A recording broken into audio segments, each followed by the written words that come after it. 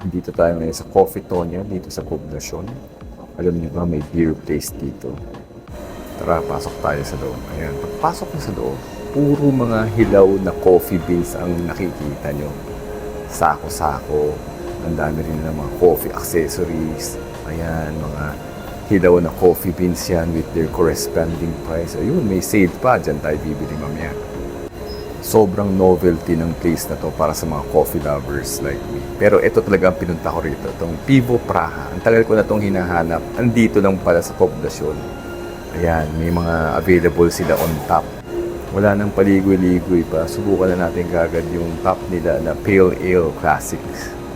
Sa totoo lang, medyo kinabahan ako nung pinopour ni ate kasi medyo parang luma na yung itsura. Tapos ang bagal ng pour, wala masyadong foam. Pero pag natikman ko siya, ang bango. Tsaka ang sarap niya talaga.